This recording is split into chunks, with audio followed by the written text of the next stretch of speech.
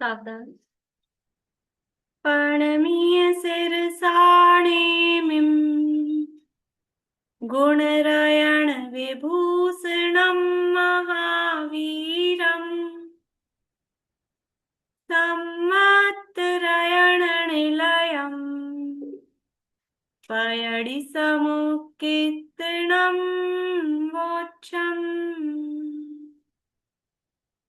परम भय सब खांडिके करम कांड समुदाय सहज अखंडित ज्ञानमय जयवंती जिन राय विघ्न हरन मंगल करन नमो सिद्ध सुखकार नेमि चंद जिन जगतपति साधु वचन गुणधार नेमि चंद जिन जगतपति साधु वचन गुणधार।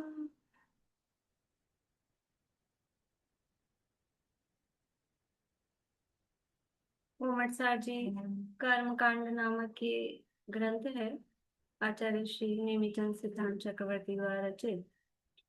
इसमें पहले अधिकार का रिवीजन हम देख रहे हैं।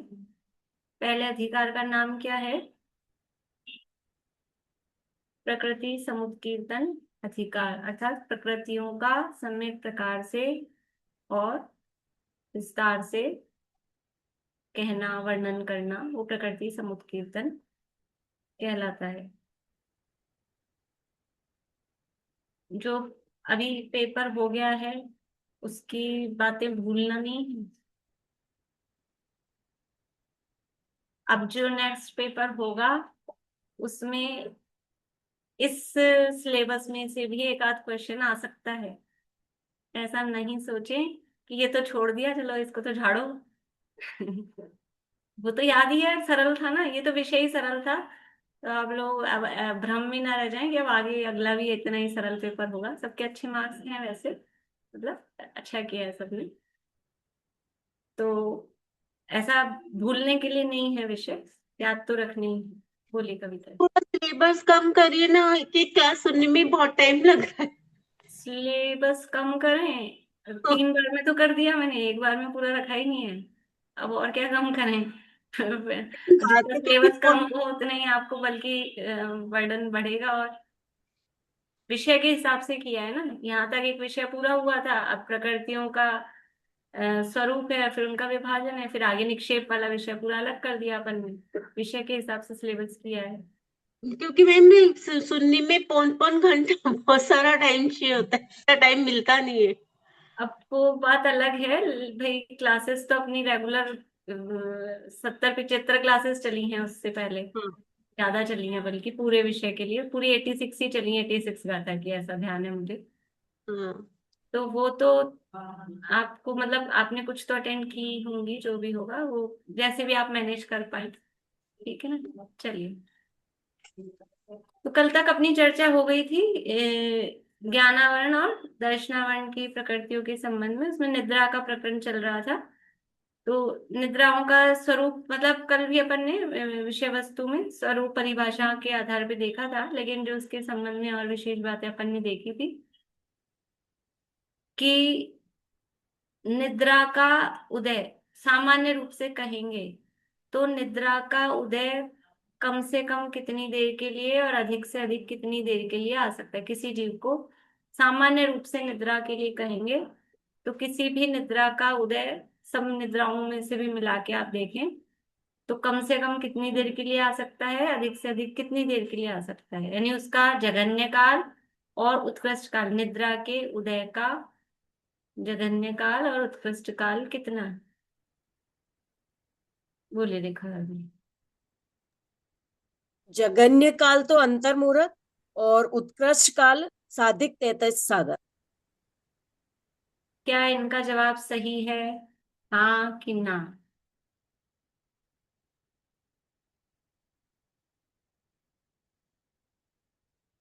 4-5 लोगों की उंगलियां दिख रही हैं बस, बाकी लोगों को तो ये नहीं पता इनका जवाब सही है कि गलत है, हम पढ़ के ही नहीं आए हैं। पढ़ाया था कि नहीं पढ़ाया था क्लास में, ये तो बता दीजिए।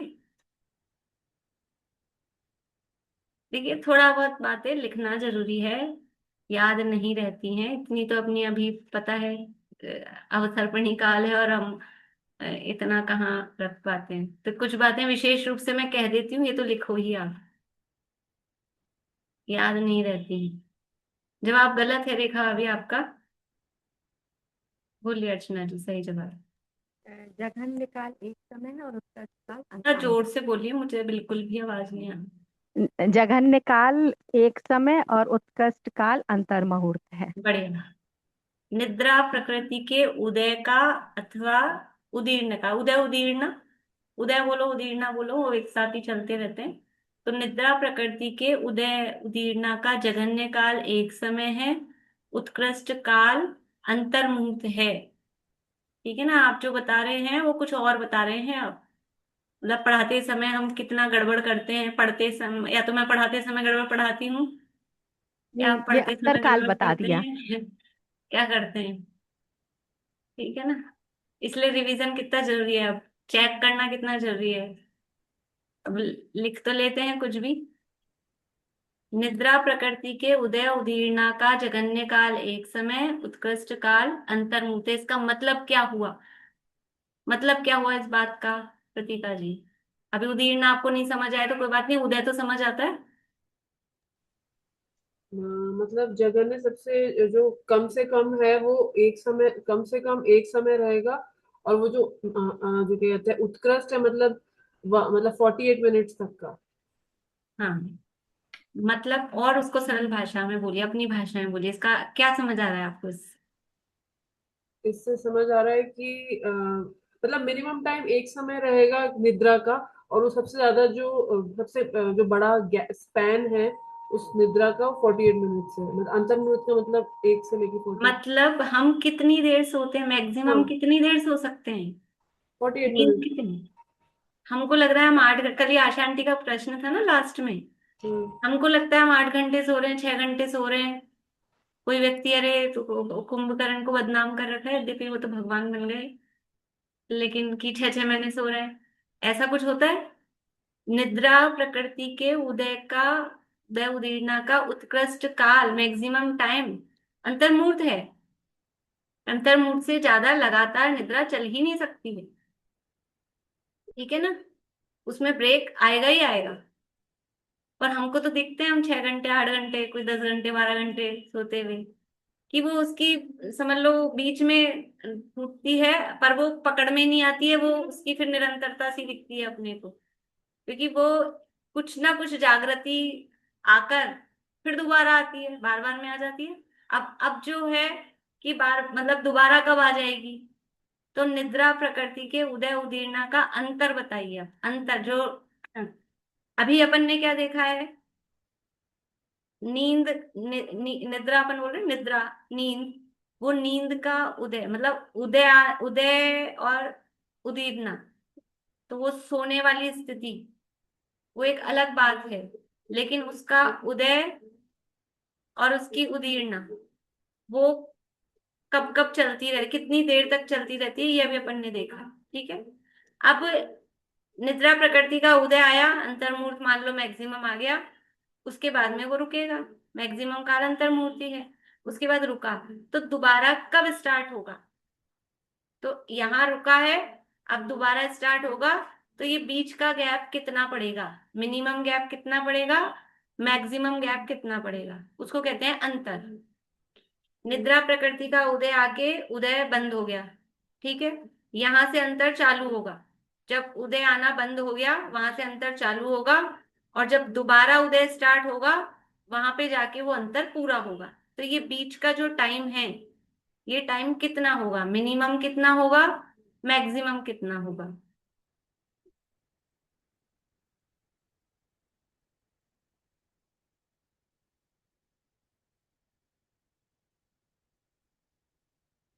बोलो पारो। भाभी जगन्य काल तो अंतर मुहूर्त है और उत्कृष्ट काल साधिक 33 सागर। क्या इनका जवाब सही है? कुछ और बोल रही हो? तीनों बड़ी निद्रा का। तो फिर ये तो साथ में बताना चाहिए ना इसमें, क्योंकि वहां तो कॉमन था सबका, काल में तो कॉमन कहा है, लेकिन अंतर में, फिर से बोलो, पूरा अच्छे से बोलो फिर।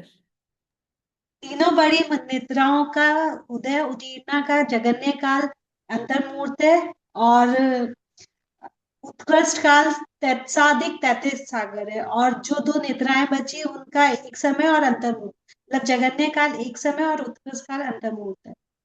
अब पूरा कितने नंबर दें इनको? हाँ, इतना बड़ा बड़ा गोल गोल दे दें? प्रश्न क्या था? प्रश्न काल का नहीं था, प्रश्न अंतर का था, और आपने जवाब में काल लिख दिया है, तो क्या होगा? कितने नंबर मिलेंगे? खूब अच्छा बड़ा चांद मिलेगा। सही जवाब बताइए अच्छे से, बोलिए वर्षा जी। जगन्य बड़ी तीन निद्रा का एक अंतर्मुहूर्त रहेगा, और उत्कृष्ट जगन्य क्या? सात जगन्य क्या? वो गैप, जो जगन्य अंतराल जो है। अंतर, ठीक है, जगन्य अंतर। हाँ, और जो उत्कृष्ट है वो सादिक तैतीस सागर बड़ी तीन निद्रा का। हाँ, और जो लास्ट की दो मतलब निद्रा है, जो निद्रा और प्रचला, उसका एक अंतर्मुहूर्त जगन्य काल है। और ये अ, काल, ये ध्यान रखिए, जगन्य अंतर। हाँ, जगन्य अंतर है। और हम्म। जो उत्कृष्ट है वो भी एक अंतर्मुहूर्त ही है। हाँ, बढ़िया। ये चीज हमने क्यों देखी है, इसको क्यों समझ रहे हैं, ये तो मतलब बाद में भी समझ सकते थे, लेकिन इससे हमको क्या समझ में आ रहा है, देखो अभी अंतर फिर से बताती हूँ। अभी काल समझ में आया ना? काल मतलब निद्रा का उदय आता रहे, निद्रा का उदय आता रहे कितनी देर तक, उसे कहेंगे निद्रा के उदय का काल। जितनी देर तक निद्रा का उदय चलता रहेगा, उसको तो कहेंगे निद्रा के उदय का काल। ठीक है। और जितनी देर निद्रा के का उदय नहीं रहेगा, उतनी देर को बोलेंगे निद्रा के उदय का अंतर।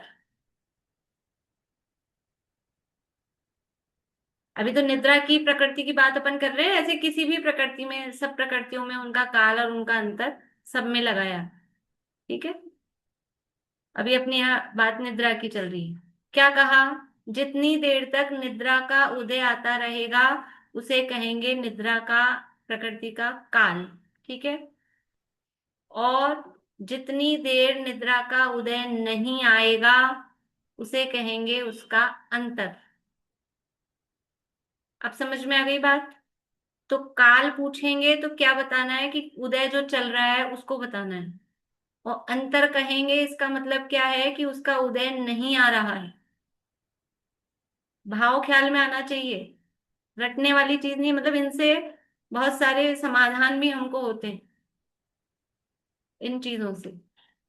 अब निद्रा का अंतर समझने का क्या फायदा है, कि हमको, हमने काल देखा कि निद्रा ज्यादा से ज्यादा अंतर मुहूर्त तक आएगी, कोई सी भी पांचों ही निद्राओं का जगन्य काल एक समय, उत्कृष्ट काल अंतर मुहूर्त। लेकिन गैप, तो जो दो, अभी छोटी निद्रा की बात करते हैं, निद्रा प्रचला, जो दो छोटी निद्रा है, उसमें अगर अ, उदय आ रहा था यहां तक, और यहां पर आके अब उदय रुक गया है, तो दोबारा उदय कब चालू होगा? तो कितना दिया अंतर? अंतर मुहूर्त। अंतर मुहूर्त बाद फिर से निद्रा का उदय उदीरना होगी ही होगी। यानी ये चलता रहता है। अभी अभी वर्तमान में निद्रा का उदय, निद्रा प्रचला का उदय, हम 2:30 बजे से लेके और 3:30, नहीं 2:30 नहीं, मैक्सिमम बहुत सारे लोग तो सबसे जब से बैठे ना 1:40 से 1:35 से आके बैठ जाते हैं, 1:35 से बैठ गए और 3:35 तक तो लगभग अपना हो ही जाता है, 3:35 40, तो 2 घंटे तक हम जग रहे हैं, बिल्कुल आंखें खोल के ऐसे जग रहे हैं। निद्रा का उदय कितनी बार आ रहा है? निद्रा का उदय आ भी रहा है, लेकिन हम तो सो ही नहीं रहे हैं, हम तो बिल्कुल जगे हुए बैठे हैं, ऐसे कमर सीधी करके, कमर कस के ऐसे बैठे हैं। तो उसका जो सोने वाला काम है ना, जो हम जिसे हम सोना कहते हैं, उसके लिए और बाहरी दूसरे नौकर्म भी चाहिए, बाहरी निमित्त भी चाहिए। लेकिन वो निद्रा का उदय और ये अंतर्मुहूर्त 48 मिनट्स, ये तो बहुत स्थूल है। वो अंतर्मुहूर्त तो सेकंड्स का है, सेकंड सेकंड में उदय आता है, रुकता है, फिर उदय आता है, फिर रुकता है, तो ऐसा होता रहता है। बोलिए आशा आंटी। उसमें मेरा यही क्वेश्चन था कि सुबह उठ के उसके बाद रात तक सोते कहाँ है? सोते नहीं, इतना गैप तो यूं ही दिख रहा है, बिल्कुल नहीं सोते, इसीलिए बिजी मैं रहते। आपका प्रश्न ले नहीं रही थी कि मेरी बात पूरी हो जाए। यही क्वेश्चन था मेरा। हो गया ना समाधान? ठीक है। अभी बड़ी निद्राओं की चर्चा और करनी है अपने को। बोलिए प्रतीक। हाँ, एक बार सादिक तैतिक सागर जो इसका हाँ, है, वो बात कर रही उसका हूँ, मीनिंग। वो बात अभी कर रही हूँ। तो ये तो दो छोटी निद्राओं के अंतर की चर्चा की अपन ने। दो छोटी निद्रा बोलेंगे तो मतलब निद्रा और प्रचला। तीन बड़ी निद्रा बोलेंगे तो प्रचला प्रचला, निद्रा निद्रा और स्त्यान वृद्धि। या उधर से चलो, स्त्यान वृद्धि, निद्रा निद्रा निद्रा और प्रचला प्रचला। ठीक है। अब इनका अंतरकाल कितना बताया है? इनका अंतरकाल बताया है जगन्य काल तो अंतर्मुहूर्त है, जगन्य अंतर, अंतर जगन्य अंतर है, काल नहीं बोलना चाहिए, अंतर काल, काल वर्ड हटा ही देना चाहिए उसमें से। जगन्य अंतर, अंतर्मुहूर्त, और उत्कृष्ट अंतर कितना है? ये साधिक 33 सागर। साधिक का मतलब है कुछ अधिक, जैसे कि 1 लाख और समझ लो 1 लाख के साथ 1,000 भी क्या है, वो कुछ अधिक ही है। या 1 लाख और 100 रुपया है, कुछ ऐसा। तो मतलब प्लस बोल देते ना, इतना प्लस। किसी की एज हो गई हो 71 ईयर्स, तो बोलते हैं 70 प्लस हो गए। तो प्लस का मतलब क्या है? कुछ अधिक। 70 साल से 1 साल और अधिक हो गए, ऐसा। तो 33 सागर में थोड़ा सा और प्लस करना है, वो साधिक कहलाता है, कुछ अधिक। एक तो ये बात हुई। अभी कैसे बन रहा है, किसके बन रहा है? तो 33 सागर की आयु कहाँ होती है? देवों में और नारकियों में। ठीक है। और देवों और नारकियों के और भोगभूमि जीवों के, तीन तरह के जीवों के, ये तीन बड़ी निद्राओं का उदय होता ही नहीं है। उनके उदय योग्य ही नहीं है ये प्रकृतियां। ये सब आगे सीखेंगे अपन, आगे दूसरे अधिकार में ये सब बातें सीखेंगे। ठीक है। तो जो जितने भी देव हैं, जितने भी नारकी हैं, भोगभूमि जीव हैं, तो उनकी आयु इसी में 33 सागर के अंदर ही आ जाएगी ना, 3 पल्ले की आयु, तो इसलिए वो अलग से उसमें लिया नहीं। तो उनके इनका उदय ही नहीं होता है, तो कोई जीव देव बन गया या कोई जीव 7वें नरक में चला गया, वहां की मैक्सिमम आयु ली है, तो जितनी मैक्सिमम आयु वहां होगी उस हिसाब से वो गैप पड़ जाएगा। तो कोई जीव 7वें नरक में चला गया, तो अब 33 सागर तक उसके स्त्यान गृध्री, निद्रा निद्रा, प्रश्ला प्रश्ला का उदय ही नहीं आएगा, तो गैप पड़ गया ना। और साधिक इसलिए लिया है कि जब यहां से मरेगा तो भी कुछ मरने का समझ लो टाइम लो उससे पहले, और वहां से निकल के आएगा, उसका मतलब वो सब मिला के अंतर्मुहूर्त कम से कम उतनी देर तो उदय में नहीं आएगा। क्योंकि इनका जो तीन बड़ी निद्राएं हैं, इनका उदय वहां विग्रह गति में या निवृत्ति या पर्याप्त दशा में, वहां तो इनका उदय होता नहीं निद्रा का। इसलिए वो अंतर्मुहूर्त एक्स्ट्रा प्लस किया है उतना। तो वो साधिक अंतर्मुहूर्त में साधिक को साधिक में अंतर्मुहूर्त को ले लिया। ठीक है। तो ये कैसे बना वो समझ में आ गया, और अंतर का मतलब समझ में आया कि उतनी देर तक वो उदय नहीं आएगा। तो हम इस भ्रम में रहें, मतलब दोनों तरह के भ्रम हमारे टूटते हैं इस प्रकरण से। हम सोच रहे हैं हम 8 घंटे तक सो रहे हैं लगातार, तो वो भी भ्रम है। और हम सोच रहे हैं कि हम तो कितने 20-20 घंटे तक जग ही रहे हैं, 18-18 घंटे तक जग ही रहे हैं, तो ऐसा भी नहीं। लेकिन फिर भी हम जग रहे हैं, और वहां 6 घंटे 8 घंटे हम सो रहे हैं। क्यों? क्योंकि वहां बाहरी नौकर्म है सोने के, तो वहां निद्रा वाली अवस्था कही जाएगी। और यहाँ अभी बाहर में इस तरह के भी नौकर्म साथ में नहीं है, तो जागृत अवस्था ही ये कही जाती है। ठीक है। तो ये निद्रा के संबंध में थोड़ी सी विशेष बातें थी। अब किसी को कोई प्रश्न हो तो बोलिए, बोलिए। ये तो क्या क्या लिखना, मतलब जैसे छोटी निद्रा का जघन्य अंतर मुहूर्त, निद्रा का अंतर। निद्रा प्रकृति के उदय का अंतर, अंतर। जगन्य 3 बड़ी निद्राओं का अंतर, जगन्य अंतर्मूर्त, और उत्कृष्ट है साधिक 33 सागर। और 2 छोटी निद्राओं का, जगन्य और उत्कृष्ट दोनों ही तरह का अंतर, वो अंतर्मूर्ति है। तो दो दो जगन्य का और उत्कृष्ट दोनों अंतर्मूर्त है, तो क्या दोनों समान है? नहीं, समान तो नहीं होंगे। हाँ, जगन्य अंतर वाला अंतर्मूर्त छोटा है, उत्कृष्ट अंतर्मूर्त वाला अंतर्मूर्त उससे कुछ बड़ा है।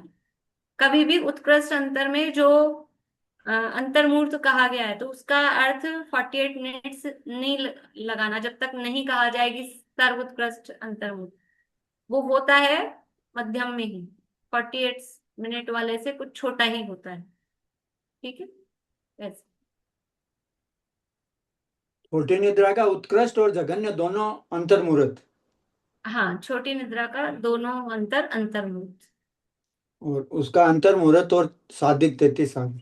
हाँ, चलिए अब अपने को वेदनीय कर्म की चर्चा करनी है।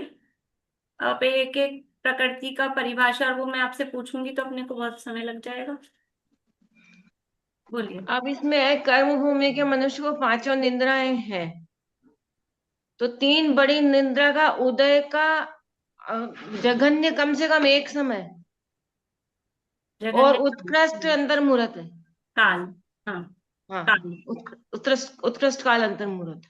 हम्म। क्योंकि मनुष्य की तो तीनों बड़ी निद्रा भी है ना। हाँ, देखो ये तो पॉसिबिलिटी बताई है, लेकिन सभी को इस ध्यान वृद्धि का उदय आए, मतलब वो कोई जरूरी नहीं है। ये तो उनके पॉसिबिलिटी है कि ये 5 निद्राओं का उदय कर्म भूमि में होता है, हो सकता है यथा योग्य। मैम यही कह रहे थे हम भी, वो कर्म भूमि में तो मनुष्य और त्रियंचों के 5 निद्रा का उदय रहता है। हम्म।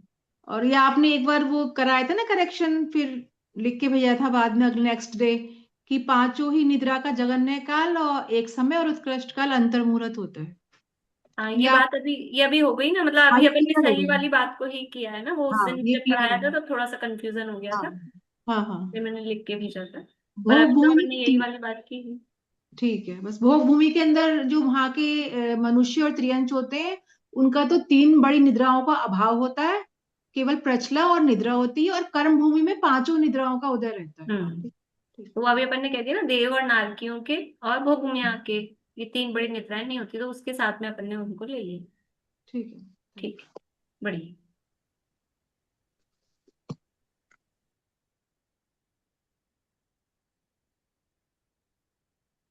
वेदनी के सरल है, वेदनी की परिभाषा पर इसको स्किप करते हैं। मोहनीय कर्म, मोहनीय कर्म के कितने भेद हैं?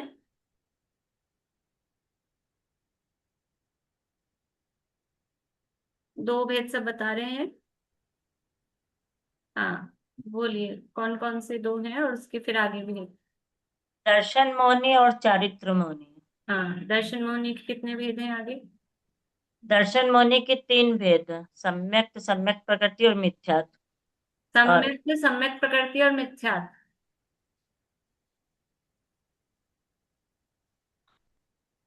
गलत है क्या? क्या गड़बड़ है?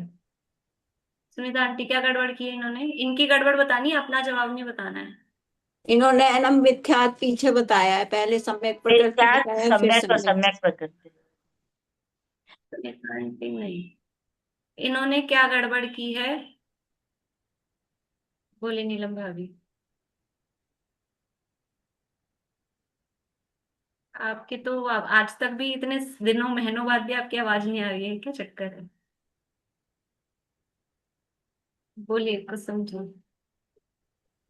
मिथ्यात्व सम्यक, जो पहला नाम बोला इन्होंने सम्यक, तो वहाँ मिथ्यात्व होगा, और सम्यक मिथ्या दूसरी प्रकृति थी, वहां उन्होंने मिथ्यात्व बोला था, सम्यक बोला था, और सम्यक प्रकृति तीसरी है। दर्शन मोहनी की 3 प्रकृतियां हैं। देखो, पहली दूसरी तीसरी कौन सी है उससे तो कोई खास फर्क नहीं पड़ता है, लेकिन इन्होंने बड़ी गलती क्या है कि वो पकड़ के बताना चाहिए ना आपको, मतलब आप लोग, मैंने पहले ही कहा अपना जवाब नहीं बताना है, इन्होंने क्या गलती की है वो बताना है। आप लोग ध्यान से सुन रहे हैं कि नहीं सुन रहे हैं, ये देखना है मुझे। बोलिए सरोज भाभी, कहाँ गए आप? गायब भी हो गए। चलिए जल्दी से दीपिका जी बोले, अपना टाइम वेस्ट होता है फालतू। सम्यक मिथ्यात्व नहीं बोला। हाँ, सम्यक मिथ्या तो बोला ही नहीं, एक सम्यक तो बोला, एक सम्यक प्रकृति बोला, दोनों सम्यक सम्यक तो रहे, और तीसरा मिथ्या तो बोला है। प्रकृति तो सम्यक मिथ्यात्व है ना, इसलिए वो ध्यान रखना चाहिए क्या बोल रहे हैं हम। और सामने मतलब दूसरे व्यक्ति से पूछ रहे हैं तो आप लोग फ्री हो जाते हैं कि अभी तो ये बोल रहे हैं, अपन तो कान बंद कर लो, कान भी बंद कर लो, दिमाग भी बंद कर लो, ऐसा। बच्चों की जैसे आपको इंस्ट्रक्शंस दूं कि देखो मैं इनसे पूछ रही हूँ, आप लोग सब ध्यान से सुनना, फिर मैं ये पूछूंगी ये कहाँ गलती कर रहे हैं, फिर आप लोगों से पूछूंगी, सबको ध्यान रखना है, ऐसे इंस्ट्रक्शंस दिए जाएं क्लास से पहले। चलिए ठीक है। मिथ्यात्व किसे कहते हैं? मिथ्यात्व किसे कहते हैं?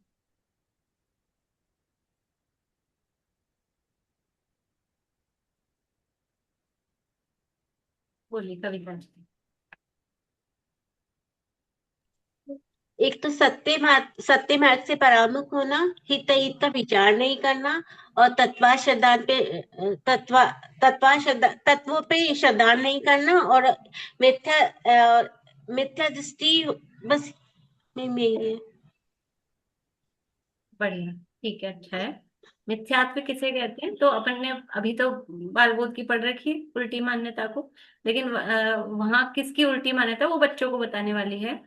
तो तत्वों के संबंध में विपरीत मान्यता, सत्य मार्ग के संबंध में विपरीत मान्यता, है ना, और हित अहित का विचार करने के संबंध में, यद्यपि शक्ति तो है लेकिन फिर भी उसमें उद्यम नहीं कर रहा है, वह सही निर्णय नहीं कर रहा है, तो ये क्या है? ये मिथ्यात्व कर्म का काम है। यानी जिसके कारण, जिस कर्म के कारण जीव तत्वों का श्रद्धान नहीं कर पाए, अपने सत्य मार्ग का निर्णय नहीं कर पाए, और हित अहित का विचार नहीं कर पाए। हित अहित का विचार नहीं कर पाए का मतलब वो मन वाली बात नहीं लेना, विचार करने की शक्ति तो है लेकिन फिर भी सोच नहीं पा रहा है, वो किस कर्म की वजह से हो रहा है? वो मिथ्यात्व कर्म का उदय या उसके कारण से होता है, तो उसे मिथ्यात्व कर्म कहते हैं। फिर जिस कर्म के कारण जीव तत्वों का श्रद्धान नहीं कर पाए, सत्य मार्ग का निर्णय नहीं कर पाए, और अपने हित अहित का विचार करने में प्रयत्न नहीं कर पाए, उसे मिथ्यात्व कर्म कहते हैं। ये मिथ्यात्व कर्म है कि हम इसलिए ऐसा कहते हैं ना एक जिनवाणी स्तुति में कि जो जिनवाणी उर न धरत है वो सैनी होके भी असैनी है। सैनी है मतलब मन सहित तो है, लेकिन फिर भी मन है, विवेक है, बुद्धि है, फिर भी हम देखो कुछ ऐसा होता है, बहुत अच्छे इंटेलिजेंट लोगों, होशियार, इंटेलिजेंट मीन्स होशियार, चतुर, मतलब दुनिया को चतुराई बताए, ऐसा कोई व्यक्ति हो, और ऐसा हो कि रास्ते में कोई उसको मिला और उन्होंने कहा कि आंटी जी आपकी चूड़ियां खोल के दे दो, आगे वो खतरा है ये है, और उन्होंने चूड़ियां खोल के दे दी। ऐसा होता है, ऐसी घटनाएं आती है ना पेपर में, आपने आसपास के लोगों के साथ भी हुई ऐसे पहले कभी कभी, और उन्होंने दे दी, फिर चली गई वो तो, फिर बाद में लोग कह रहे हैं कि ये ऐसे कैसे हो गया आपके साथ, कि पता नहीं मेरी बुद्धि कहाँ चली गई थी, मैं अपने हित हित का निर्णय, बुद्धि थी कि नहीं थी, दुनिया को तो चतुराई बतराए, ऐसे होशियार समझे, और कुछ लोग तो ऐसे होते हैं ना सीधे साधे भोले, और वो होशियार दिखे, तो ऐसे तो होशियार दिखे, अभी क्या हुआ? आपकी होशियारी का वो बुद्धि कहाँ गई? कि ये वो, उसका भी कारण क्या होता है, अपन बोलते हैं अपनी भाषा में, लोकल भाषा में, बुरकी डाल दी, ऐसा बोलते हैं ना।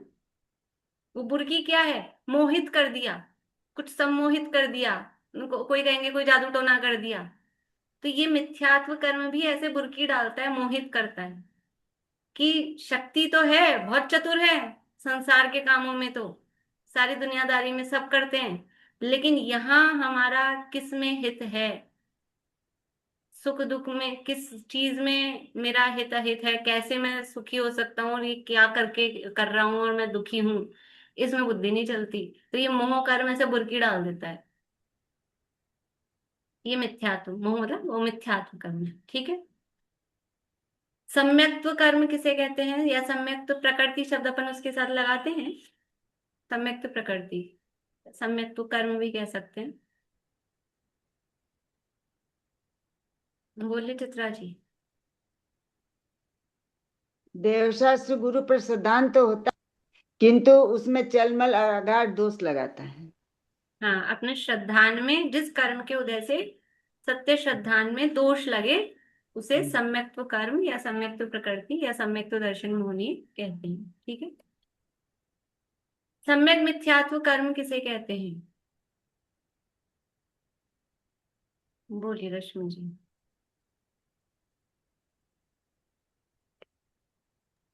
जिसके उदय से तत्वात्म श्रद्धांत तो होता है, लेकिन वह उसमें मिथ्यात्व रहने से दोनों मल मिश्र परिणाम वो रहता है परिणाम। हाँ, तत्वों पर जिस श्रद्धांत कर्म रहता के है, उदय से श्रद्धान और अश्रद्धान तत्वों दोनों पर तरह की स्थिति होती है रहते हैं, से सम्यक मिथ्यात्व कर्म कहते उसका हैं। कहते जिस हैं। कर्म के उदय से तत्वों के श्रद्धान और अश्रद्धान रूप कुछ मिश्र स्थिति रहती है, मिश्र परिणाम, यहाँ शब्द दिया मिश्र परिणाम होता है, तो कुछ तत्वाश्रद्धान है यानी कुछ सम्यक्त्व है कुछ मिथ्यात्व है, ऐसा मिश्र परिणाम जिससे होता है उसे सम्यक मिथ्यात्व कहते हैं। ठीक है। अब इसमें ये कहा है कि ये जो दर्शन मोहनी है, इस दर्शन मोहनी के ये तीन भेद किस प्रकार से होते हैं? दर्शन मोहनी के तीन भेद किस प्रकार से होते हैं? रूपम जी बोलेंगे आप कुछ? कि जब जीव सम्यक के सम्मुख होता है तब वो मिथ्यात्व के तीन टुकड़े करता है। ठीक है, वो जब वो इंस्ट्रक्शंस आप लोग ध्यान रखना जो अभी मैंने दिए थे, एक एक शब्द इनका ध्यान से सुनना है और ऐसे पकड़ना है आपको कि इन्होंने क्या गलती बोली है। ठीक है। हाँ, बोलिए। हाँ, जब जीव सम्यक दर्शन या सम्यक के सम्मुख होता है या तो उस समय वो मिथ्यात्व के तीन टुकड़े करता है। मिथ्यात्व को तीन भागों में बांट देता है। पहला मिथ्यात्व, सम्यक मिथ्यात्व और सम्यक प्रकृति। ठीक है, ठीक है, वो तो हो गए, बढ़िया। हाँ भाई, सही है कि कुछ गड़बड़ है? जवाब इनका सही है कि कुछ गड़बड़ है? बोलिए प्रतिभा जी।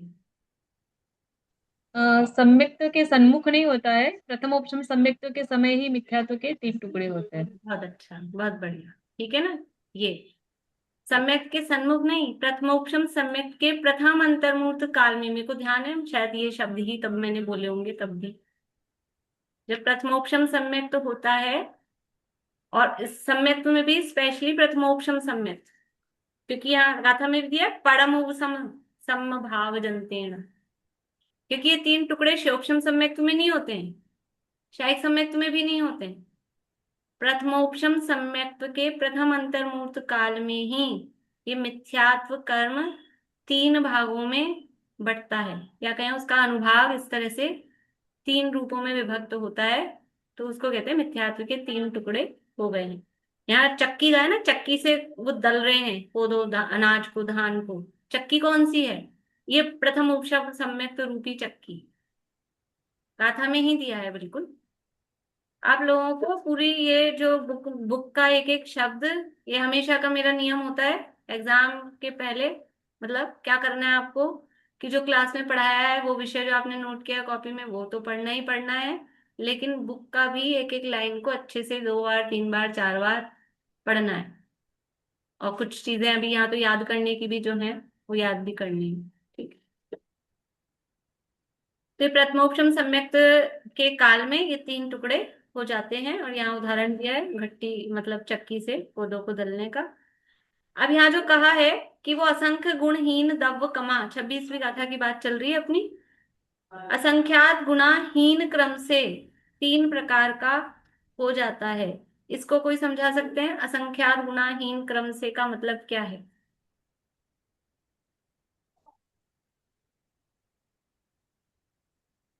कुछ लोग है ना, वो तो जैसे बैक बेंचर्स होते हैं ना, बैक बेंचर्स समझते हैं, पीछे बैठने वाले चुपचाप, तो यहाँ भी क्या है कि मेरे को 2 बार में दिखते हैं आप लोग, तो कुछ लोग तो ऐसे बस कि हम तो सुन लेंगे कोई देगा जवाब, तो कुछ लोग तो उत्साहित होते हैं हाथ खड़ा करके, तो जिनको बोलने की इच्छा है, आता है, तो हाथ खड़ा करें ऐसे ही, तो मुझे आपका उत्साह भी समझ में आ जाए। और कुछ लोग अभी तो वो रेणु जी की तबीयत ठीक नहीं है, नहीं तो वो दोनों हाथ खड़ा करके खड़ा हो जाएं, वो इतनी उत्साहित रहती हैं। है तो ये देखो हाथ खड़ा है उनका। बोलिए रेणु जी। जो मिथ्यात्व का परमाणु है, द्रव्य है, जो असंख्यात गुणा कम होके सम्यक मिथ्यात्व में परिवर्तित होता है, फिर सम्यक मिथ्यात्व से फिर असंख्यात गुणा कम होके वो जो द्रव्य है वो सम्यक प्रकृति में परिवर्तित हो जाता है, उसको बोलते हैं। क्या आपके कहने का यह अभिप्राय है कि मिथ्यात्व से सम्यक मिथ्यात्व में और फिर सम्यक मिथ्यात्व से सम्यक्त्व में परिणमित होता है? नहीं, मिथ्यात्व से सम्यक मिथ्यात्व प्रकृति में आएगा तो वो और असंख्यात गुणी निर्जरा कम होके आएंगे, जो उसके परमाणु हैं।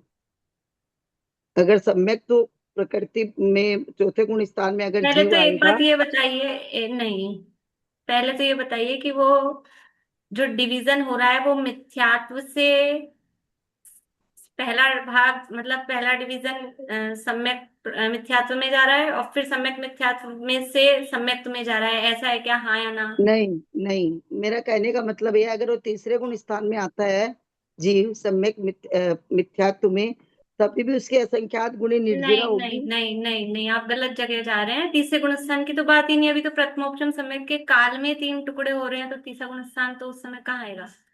नहीं, देखो, मतलब वो सम्यक मिथ्यात्व में तो तीसरा गुण स्थान हो जाएगा ना मैम। तो वो गुणस्थान तो उदय आने पर होगा। अभी अभी तो उसका मतलब टुकड़े उसके कर रहे हैं। असंख्यात मतलब गुणी उसके द्रव्य जो नहीं, परमाणु है वो कम रुकिए हो जाते रुकिए हैं। और रुकिए रुकिए। और असंख्यात गुना जो द्रव्य है, वो द्रव्य भी कम हो रहा है और साथ में अनुभाग की भी बात है। अभी वो एक्चुअली तबीयत ठीक नहीं है उनकी और रिवीजन नहीं कर पाई है वो, इसलिए इतना, और आवाज से आप लोगों को लग रहा होगा।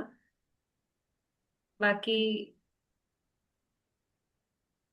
फर्स्ट कौन बोलेंगे? बोलिए पूर्णिमा दीदी। सम्यक्त होने पर जो मिथ्यात्व का बड़ा ढेर रहता है ना, उसके तीन टुकड़े होते हैंगे। तो उसके टुकड़े को बताया तो पहला तो बड़ा वाला मिथ्यात्व के पास में ही रहेगा, उससे असंख्यात गुना कम होके सम्यक मिथ्यात्व में, और उससे असंख्यात गुना कम होने पर वो सम्यक प्रकृति के रूप में आता है। हाँ, इस प्रकार से तीन भाग हो जाते उसके। देखिए मतलब बड़ा एक भाग जो मिथ्यात्व का, हम्म दूसरा भाग रहेगा उससे थोड़ा कम वाला सम्यक मिथ्यात्व का, और सबसे कम वाला रहेगा सम्यक प्रकृति रूप में रहेगा। इस प्रकार से तीन टुकड़े होते हैं। देखिए, मैं ही मतलब, और इसको आप लोगों से पूछने की बजाय थोड़ा टाइम भी अपने पास कम है ना, इसलिए मैं ही और क्लियर करती हूँ। एक मिथ्यात्व है, एक मिथ्यात्व में से ही तीन भाग हो रहे हैं। ऐसा नहीं मिथ्यात्व से पहले सम्यक मिथ्यात्व में जा रहा है फिर सम्यक मिथ्यात्व से सम्यक प्रकृति में जा रहा है, ऐसा नहीं है। एक मिथ्यात्व ही तीन भागों में बट रहा है, ठीक है। और जो असंख्य गुणहीन द्रव्य कमा कहा है, असंख्या द्रव्य का मिथ्यात्व प्रकृति का द्रव्य क्रम से असंख्यात गुना हीन क्रम से तीन प्रकार का हो जाता है। तो असंख्यात गुना हीन क्रम का मतलब क्या है कि एक तो परमाणु भी, और असली बात तो है अनुभाग। पर द्रव्य लिखा है ना, तो परमाणु भी उसके कम होते हैं, यानी मिथ्यात्व में सबसे ज्यादा परमाणु है, सम्यक मिथ्यात्व में कम होंगे और सम्यक तो प्रकृति में और कम होंगे। लेकिन परमाणु से भी ज्यादा मेन बात क्या है यहाँ पर कि उसकी जो अनुभाग शक्ति है, अनुभाग शक्ति यानी फल देने की जो शक्ति है, तो मिथ्यात्व में सबसे ज्यादा है, सम्यक मिथ्यात्व में उससे असंख्यात गुणहीन है, और सम्यक प्रकृति में और असंख्यात गुणहीन है। उसको आप लोगों को ध्यान हो तो मैंने आपको अनुभाग जो लता दारू अस्थि शैल उससे बताया होगा, है ना? ख्याल है? लिखा है? जिन्होंने लिखा है उनके पास होगा, उनको ख्याल है।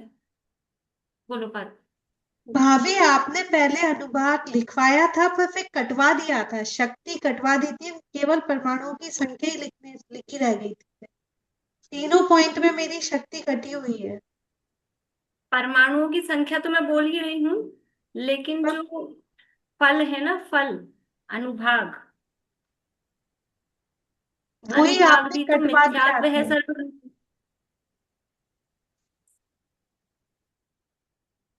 कटवाया क्यों था? मैम उसमें आपने ऐसा लिखा था कि अगर टोटल 1000 है तो 500 तो मिथ्यात्व में रहेगा, 300 सम्यक मिथ्यात्व मान लेते हैं, और जो सम्यक है वो 200 हो जाएगा। तो इस रेशो में मतलब एग्जाम्पल के तौर पे बताया था आपने कि अगर वो पूरा पिंड है तो उसको इस तरह से वो ब्रेक होगा। मिथ्या तो सम्यक मिथ्या तो सम्यक में। आवाज आ रही मैं थी। परमाणुओं के लिए मना नहीं कर रही हूँ, परमाणु तो आवाज क्या, मेरा नेटवर्क फिर डिस्टर्ब हो रहा है। पारुल बोलो क्या कह रही हूँ।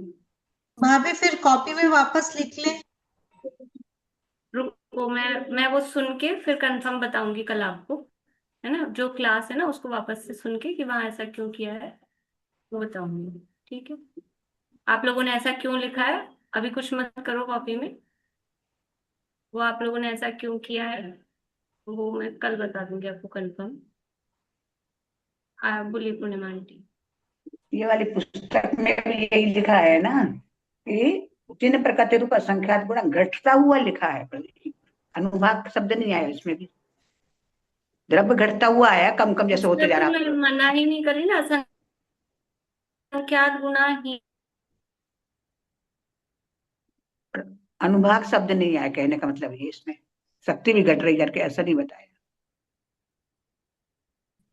लेकिन मिथ्यात्व किसे कहते हैं, सम्यक मिथ्यात्व किसे कहते हैं, और सम्यक, अभी मेरे को आप लोगों की आवाज नहीं आ रही, आप लोगों को मेरी आवाज आ रही है बराबर? नहीं आ रही? आ रही है। आ रही। चलिए इस विषय को अपन कल लेंगे, अभी सरल विषय ले लेते हैं ताकि जो डिस्टरबेंस है उसको मतलब उससे अपने को दिक्कत ना हो। इसको मैं कल वो क्लास कंफर्म सुन के कि वहां मैंने क्या किस उदाहरण से आपको बताया है तो वो आपको क्लियर कर दूंगी। ठीक है, अभी अब चारित्र मोहनी है, चारित्र मोहनी के भेद बताने हैं। किसका नंबर नहीं आया अभी तक? अब सरल है, बोलिए लवतेश जी। चारित मोहिनी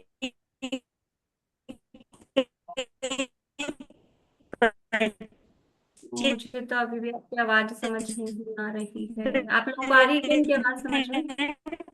नहीं आ रही ना। चार चलिए इनका ही नेटवर्क ज्यादा। अनंत निशा जी आप बोलिए। चारित्र मोहिनी के 25 भेद हैं। 4 तो कषाय, क्रोध, मान, माया, लोभ। नहीं ऐसे अनंत नहीं, यहाँ यहाँ कैसे भेद किए पहले ऐसे बताने हैं। अनुबंधी यहाँ पे 2 भेद किए हैं, वेदनीय, कषाय वेदनीय और अकषाय वेदनीय। कषाय वेदनीय के 16 भेद हैं और अकषाय वेदनीय के 9 भेद बताए। कषाय वेदनीय के क्रोध, मान, माया, लोभ। तो अनंतानुबंधी क्रोध, अनंतानुबंधी मान, अनंतानुबंधी माया और अनंतानुबंधी लोभ। और अप्रत्याख्यान क्रोध, अप्रत्याख्यान मान, अप्रत्याख्यान माया और अप्रत्याख्यान लोभ। और प्रत्याख्यान क्रोध, प्रत्याख्यान मान, प्रत्याख्यान माया और प्रत्याख्यान लोभ। और संज्वलन क्रोध, संज्वलन मान, संज्वलन माया और संज्वलन लोभ। और 9 कषाय और बताइए। हास्य, रति, अरति, शोक, भय, जुगुप्सा और 3 वेद, स्त्री वेद, पुरुष वेद और नपुंसक वेद।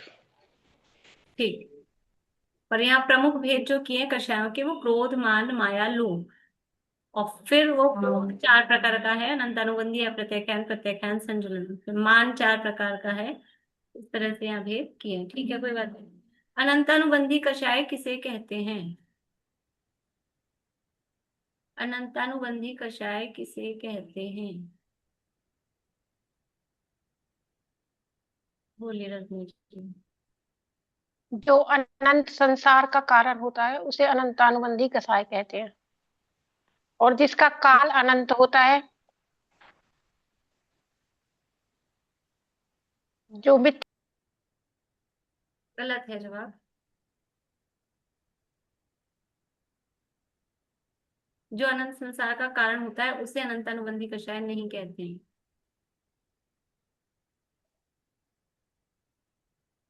दीपिका जी बोलिए। अनंत संसार का कारण मिथ्यात्व। मिथ्यात्व है मैंने, ऐसे मिथ्यात्व के में जो वो होती है ना संबंध जिसका, उसे बोलते अनंतानु। हाँ, अनंत अनंत संसार का कारण है मिथ्यात्व, या इसीलिए मिथ्यात्व को अनंत कहते हैं। अनंत संसार का कारण होने से मिथ्या, देखो लिखा है यहाँ, अनंत संसार का कारण मिथ्यात्व। ऐसे मिथ्यात्व के साथ जो संबंध करे उसे अनंतानुबंधी कहते हैं। अथवा फिर जो अनंत संसार का जो काल है, अनंत संसार, तो ऐसे संसार के साथ जो संबंध करे उसका नाम अनंतानुबंधी कषाय है। अनंत कहते हैं मिथ्यात्व को। अपने वहां पे भी यही परिभाषा दी तत्वार्थ मणि प्रदीप में भी, तत्वार्थ सूत्र में भी, जहाँ कषायों की परिभाषा है 8वें अध्याय में, वहां यही दी है। ठीक है। अप्रत्याख्यानावरण कषाय किसे कहते हैं, और ये भी साथ में बता दीजिए वो किस, उसका काम क्या है। बोलिए रेखा अभी। जो हमें किंचित भी त्याग नहीं करने दे, जैसे इसमें देश व्रत भी नहीं ले पाता है जीव, ऐसे अप्रत्याख्यानावरण। हाँ, जो किंचित भी त्याग नहीं करने दे, यानी किंचित भी त्याग करने पर जो आवरण डाले, यानी अणुव्रत जो नहीं लेने दे, उसे अप्रत्याख्यानावरण कषाय कहते हैं।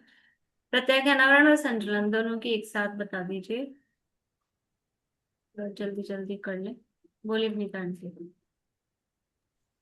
जिसके उदय से जीव मुनियों रूप दायित्व को धारण न कर सके वो तो है प्रत्याख्यानावरण कसाई, और जिसके उदय से यथाख्यात दायित्व को धारण न कर सके उसे संजुवन कसाई, संजुवन दायित्व मुनि कहते हैं। परिभाषा आपकी सही है, पर थोड़ा सा उसके शब्दों से अर्थ बताएंगे। प्रत्याख्यानावरण, प्रत्याख्यानावरण, प्रत्याख्यानावरण टोन मान माया लोग चारों कसाई के रूप में कहना आपको नहीं, दो रुके। प्रत्याख्याना से अप्रत्याख्यानावरण का अर्थ क्या था, किंचित भी त्याग पर जो आवरण डाले। तो प्रत्याख्यानावरण किसे कहेंगे, संपूर्ण त्याग पर जो आवरण डाले, यानी जिस कषाय के उदय के कारण जीव संपूर्ण त्याग नहीं कर सके, सकल त्याग नहीं कर सके, महाव्रत धारण नहीं कर सके, उसे प्रत्याख्यानावरण कषाय कहते हैं। और जो यथाख्यात चैत का घात करे, अथवा और जो संयम के साथ, ये लिख पाया था, संयम के साथ भी जो बनी रहे, उसे संजुलन कषाय कहते हैं। अब ये चारों कषाय हैं, चारों कषाय हैं, चारित्र मुनि का भेद है, इसका मतलब कौन से गुण का घात करती हैं। चारित्र मोहनी का है तो कौन से गुण का घात ये करती हैं, किस किस का घात ये करती। चारित्र गुण का, चारित्र गुण का, चारित्र गुण का, तो चारों कषायों का अलग अलग बताना है किस किस का घात करती हैं।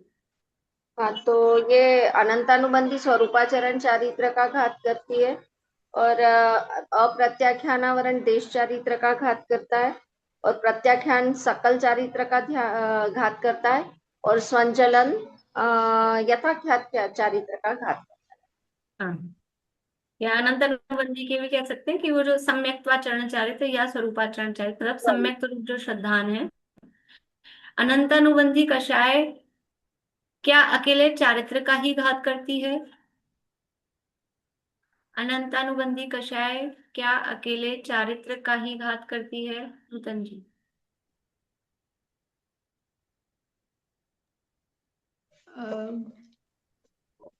मैम समझ में नहीं आया, चारित्र का ही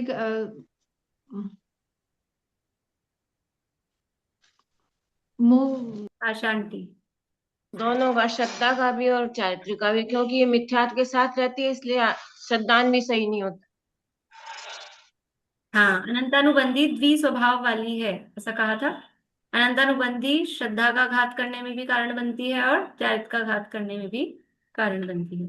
ठीक है, अभी 9 कषायों के जो परिभाषाएं हैं ये तो सरल है। नामकरण को अपन प्रारंभ कर लेते हैं, तो थोड़ा सामान्य से अपन देख लेंगे अभी, और कल हम पेपर डिस्कस कर लेंगे। मेरे हिसाब से हो गया होगा सबका, तो जो पहला पेपर हुआ है उसका डिस्कस कल कर लेंगे। कल सैटरडे है ना, कल नहीं, तुमने नहीं दिया पेपर अभी। भाभी पेपर दे दिया, मेरी मंडे ट्यूसडे को क्लास नहीं ले पाऊंगी, तो मंडे को डिस्कस कर लीजिएगा, कल रिवीजन करते हैं प्लीज। और किसी को प्रॉब्लम हो कि वो मंडे को कर पाएंगे चलो देख लेते हैं, मंडे को कर लेंगे। और किसी को तो कोई दिक्कत नहीं है। अभी नेटवर्क गया, मेरा नेटवर्क जा रहा है बार बार में।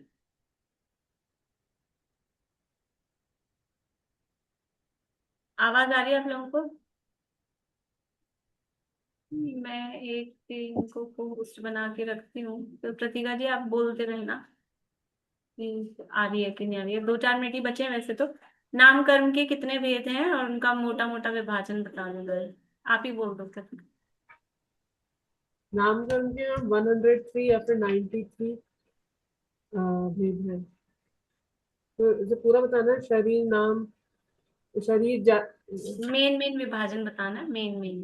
अच्छा, स्वतंत्र प्रकृति, पिंड प्रकृति और जोड़े वाली प्रकृति, 3। कितनी कितनी है? 14 पिंड प्रकृति, 8 स्वतंत्र और 10 जोड़े वाली। तो 14 पिंड की कितनी हो जाती है टोटल? 63। ध्यान नहीं आ रहा। चलिए बोले कविता जी, 14 पिंड प्रकृति की कितनी हो जाएंगी टोटल? मैम भेद विवक्षा से है ना 65 हो जाती है, और स्वतंत्र प्रकृति की जो 8 थी वो 8 ही रहती है, और जोड़े वाली की 20 हो जाती है। हाँ मतलब अभी तो खाली ये पूछना था, ये 65 हो गई और वो 20 हो गई और ये 8 हो गई। इस तरह से 93 प्रकृतियां होती हैं। 8 स्वतंत्र प्रकृतियां कौन सी हैं? बिना देखे बोलना है, ये सबने याद किए थे, इतने सब लोगों ने सुनाए हैं मुझे नाम। 8 स्वतंत्र प्रकृतियां। शकुंतला, अभी एग्जाम चल रहा है, ये आप लोगों के एग्जाम ही चल रहे हैं अभी। आप समझ लो एग्जाम का सीजन है, बच्चों के भी एग्जाम बोर्ड बोर्ड के चल रहे हैं, तो ये एग्जाम ही आप लोगों के। आप लोग ऐसा ना करें कि बिना पढ़े आके बैठे। अगरु लघु आतप उत्पाद, आतप उत्पाद, अगरु लघु उत्पात, आतप। चलिए बोले आगे बोलिए। उपघात, उपघात है उपघात, उद्योत, निर्माण, तीर्थंकर, ये सब इसमें है ना।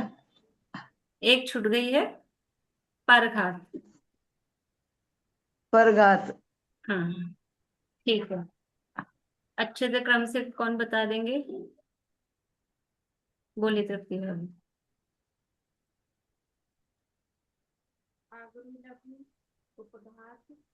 बोल रहे हैं आप? मुझे आवाज नहीं आ रही है। मैं बोल रही हूँ। हाँ बोलिए। अगरु लघु, उपघात, परघात, आतप, उद्योत, उच्छ्वास, निर्माण, तीर्थंकर। मुझे आवाज नहीं आ रही है कि सबको नहीं आ रही है, पता नहीं। आ धीरे रही है आइए। आपको? अच्छा, मेरे को मेरा नेटवर्क वीक है ना, मुझे ये भी नहीं पता चल रहा कि अकेले मुझे नहीं आ रही कि सबको नहीं आ रही। ठीक है, सही है इनके जवाब। ठीक है। 10 जोड़े वाली प्रकृतियां। अभी नाम नाम का काम अभी कर लेते हैं, फिर वो स्वरूप अपन कल कर लेंगे फिर। 10 जोड़े वाली प्रकृतियां। कौन चुपचाप बैठे हैं इतनी देर से? हाँ जी ओप्पो।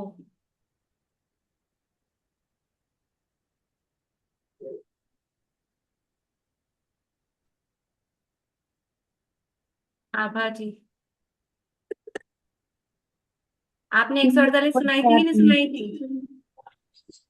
148 सुनाई थी। फिर कहाँ गई वो? सुनाई थी तो कहाँ गई? मुझे बोल रही है? हाँ आप ही का नाम है ना आभा जैन। हाँ तो मैंने क्लास की नहीं थी, मैं कल रिवीजन ही कर रही हूँ आज, मुझे नहीं आप पता। आपने सुनाई थी या नहीं ये पूछ रही हूँ मैं। नहीं, सुनाई तो आ रही है आपकी बात, पर हाँ मुझे आंसर नहीं मालूम। आंसर में यही तो पूछूं, 10 जोड़े वाली प्रकृतियां बताइए, यही तो हाँ प्रश्न तो पूछ। उसका आंसर नहीं मालूम मुझे। तो फिर आपने सुनाई कैसे मुझे प्रकृतियां? सुनाई कहा, मैंने नहीं सुनाई। अभी मुझे समझ नहीं आ रहा आप हाँ कर रहे हैं या ना कर रहे हैं, चलिए जाइए कोई नहीं। पद्मा जी बोलिए। वो त्रस, स्था में एक त्रस के ऑपोजिट हाँ स्थाप, एक साइड की बोल दीजिए, कोई बात नहीं। सूक्ष्म, पर्याप्त, वो सुस्वर और सुस्वर और दुभग, और दुभग के बाद आदय, स्थिर, यशस्कृति, और एक रह गई। एक रह गई? मेरे तो ज्यादा रह रही है भाई, आप नहीं, लोग भी गिनते जाइए। मेरे को तो क्या है कि कुछ समझ नहीं आ रहा कि मैं कम सुन रही हूँ कि ये कम बोल रहे हैं। रस, बादर, स्थिर, शुभ, शुभ, सुभग, सुस्वर और आदे, ये सत्कृति और साधारण, प्रत्येक को साधारण और एक रह गई अभी भी। कौन काम कर रहे हैं इनकी बराबर? पारुल तुम्हें बता दो, कुछ रह गया है? पर्याप्त रह गई। बाकी सब हो गई?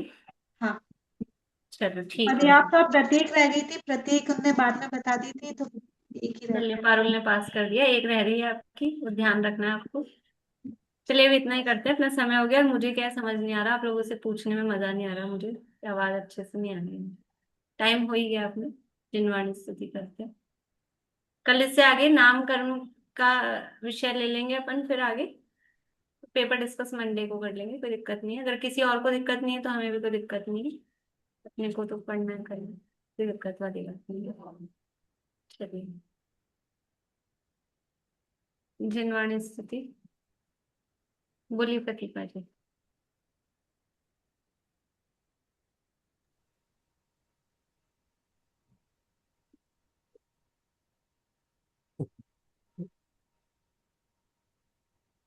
अब तो रहूं निर्जन वनों में गुरुजनों के संग, शुद्धात्मा के ध्यान में हो परिणति असंग, निज भाव में ही लीन मेटू जगत फेरी, निर्ग्रंथता की भावना अब हो सफल मेरी, बीते अहो आराधना में हर घड़ी मेरी।